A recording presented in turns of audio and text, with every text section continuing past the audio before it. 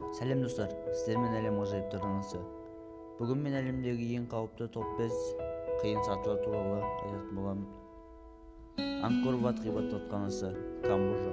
Камбоджадағы Ангкор-ват ғибадатханасы әлемдегі барша Будда дініндегілердің зират қылатын киелі орда болып есептеледі.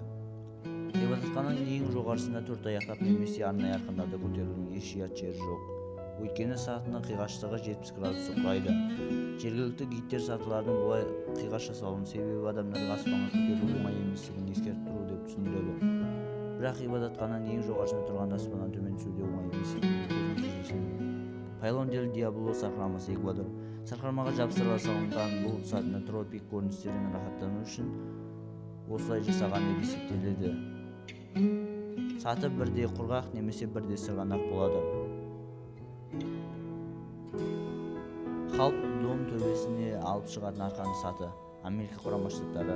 Калифорниядағы Йосемити ұлттық бағында әйгілі таулы шоқына сіздің араңызда не тұрғанын білесіз бе? Көтерілген сайын қиғаштығы артып баратын жабайы аймақтардан өтуші 10 километр жол және бұл жолдың соңында тау сыртына өтетін шоқының ең төбесіне алып барушы, 100 метрлік арқанды сат тұрады. Бұл сатыдан күніне 3000 адам өтуіне тыйым салынған. Флориди сатысы, Норвегия. Норвегиядағы Флориди гидроэлектростанциясы Лоссефорд көліне айналасындағы 1000 метр ұшу хайкинг батының басталу нүктесі. 4444 басқыштан құралған, 800 метр биіктікке көтерілуші.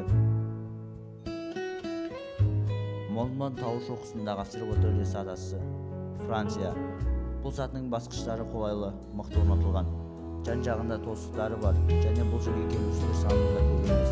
Тек қана сіздің жүрегіңіз бір сәтке тоқтап қалуына себеп болуы мүмкін болған бір нәрсе бұл сатының Альпідегі ең биік шоққыда орналасқан болуы мүмкін.